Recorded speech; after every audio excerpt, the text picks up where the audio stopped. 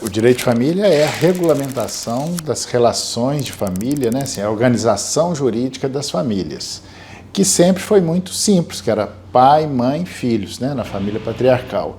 E já há muito tempo que não é assim, desde que as pessoas começaram a se casar por amor, o amor às vezes acaba para renascer em outro lugar, surge o divórcio, as pessoas se casam novamente e vão surgindo novas configurações familiares, né? Ou melhor, novas representações sociais da família.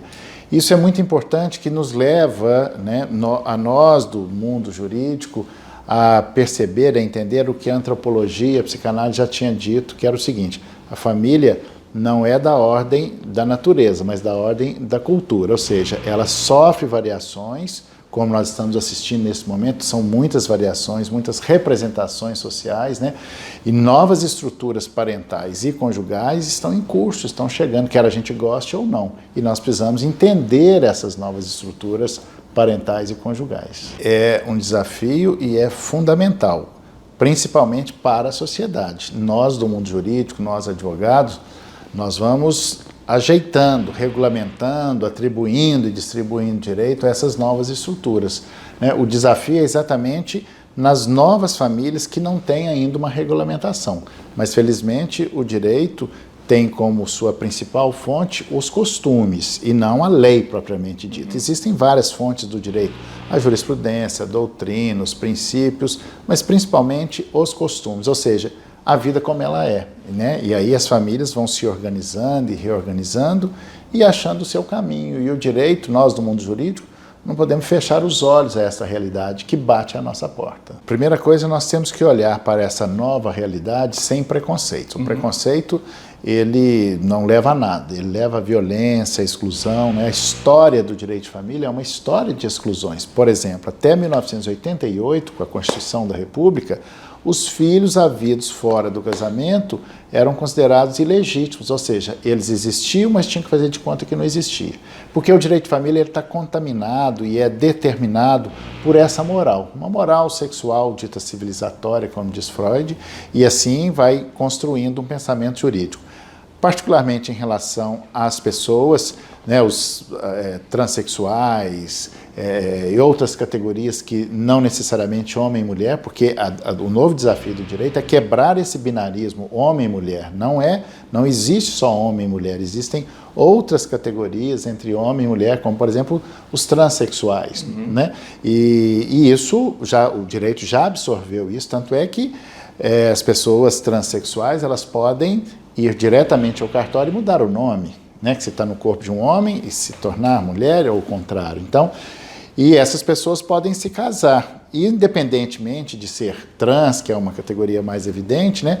As relações homoafetivas, por exemplo, 2 homens ou 2 mulheres que quiserem casar, podem se casar. No Brasil, isso é possível desde 2011, né? Nós até mudamos a expressão para relações homoafetivas, porque as palavras têm um poder, um significado e um significante. Então, quando você diz homoafetivo, você traduz um outro significante, né? Assim, fica mais suave do que falar as famílias homossexuais, né? Mais suave falar relações homoafetivas. Mas desde 2011 já é possível essas pessoas do mesmo sexo se casarem tanto quanto as pessoas, homem e mulher, ou seja, as relações homoafetivas e heteroafetivas, para a lei, para o direito, têm o mesmo peso. Comecei a estudar psicanálise para entender o direito de família. Eu sou advogado há quase 38 anos, né, em Belo Horizonte, e com as novas tecnologias eu comecei a advogar no Brasil todo, tanto que hoje eu tenho escritório aqui em Belo Horizonte, São Paulo e Rio, mas tem clientes no Brasil todo por causa dessa tecnologia. Mas eu comecei a estudar isso, o direito de família, pela psicanálise, para entender que por trás daquelas questões objetivas, daquela briga toda, tem sempre uma demanda de amor, ou seja, tem sempre uma subjetividade que determina aquelas relações jurídicas, né? Então, o nosso desafio como advogados é pegar toda essa confusão da subjetividade e transformá-la em objetividade, ou seja, diluir a briga. Os processos litigiosos hoje, eles são muito demorados, o judiciário está falido, não anda de jeito nenhum, nós precisamos pensar uma coisa mais preventivamente. E a responsabilidade dos profissionais, dos advogados, é diluir essa briga. Claro, em algumas situações é necessário brigar, litigar, Mas o ideal hoje é que as pessoas possam conversar. O fim de um casamento, ele não precisa ser necessariamente ruim. A gente casa para ser feliz, mas separa para ser feliz. Né? E isso, o fim do casamento não precisa ser uma tragédia. E aí é que entra a função do advogado, de trabalhar aquele momento de tanta dor da separação, né, do divórcio, que é um momento de muito desamparo. Então, nós advogados passamos a ser uma pessoa importante naquele momento, e é importante saber levar isso dessa forma, dar um acolhimento, né? Não precisa ser uma tragédia, a gente pode transformar isso numa coisa boa, por que não? O IBDFAM, Instituto Brasileiro de Direito de Família, é responsável por ter feito no Brasil o direito de família, um dos direitos de família, o direito de família mais avançado do mundo. Hoje nós podemos dizer isso. Nós temos muitas novas expressões, novas instituições, por exemplo, paternidade socioafetiva, né, multiparentalidade, coparentalidade, são novas expressões jurídicas que acabam interferindo aí na evolução desse direito, né? Essas novas expressões, elas vêm para exatamente ajudar o direito a evoluir. Então o Brasil está no ranking dos mais avançados do mundo, e muito graças ao IBDFAM, Instituto Brasileiro de Direito de Família, que é uma instituição político-científica sem fins lucrativos, que está no Brasil todo, são mais de 16 mil associações, e conseguimos fazer muitas mudanças aí no direito de família, né?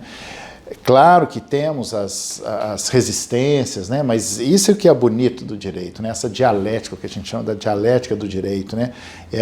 O sim e o não, e a gente acha um outro caminho aí, né? A partir dessa discussão do sim, do não, do contra e a favor, né? Mas o direito de família tem avançado muito.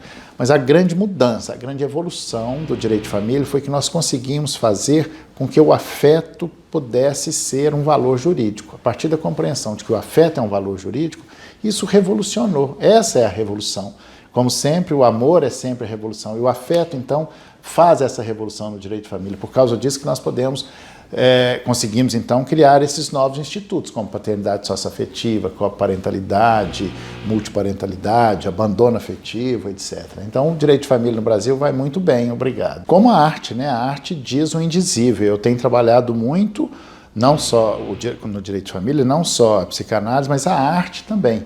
Né? Às vezes eu coloco uma poesia no processo, eu coloco uma imagem que ajuda a traduzir, né? Então, isso, a arte e a psicanálise. Agora, as redes sociais, ela tem sido usado na prática da advocacia muito como fonte de prova, por exemplo, de pensão alimentícia. Alguém que posta lá que não tem dinheiro, mas posta nas redes sociais que está em tal lugar, exibindo, né? Principalmente quem é mais exibicionista, aquilo vira prova, né? De uma expressão que também nós criamos, que chama sinais exteriores de riqueza.